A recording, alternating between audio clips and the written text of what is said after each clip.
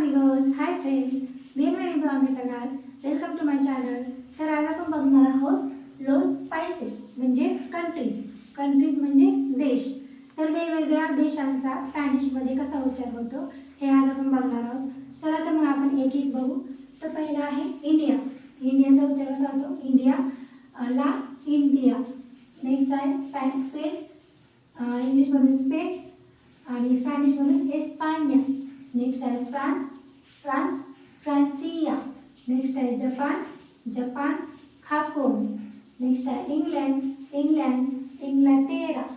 Next आहे Mexico, Mexico. Next आहे Brazil. Next आहे इटली, इटालिया. नेक्स्ट आहे जर्मनी, अलेमानिया. नेक्स्ट आहे रशिया, रुसिया.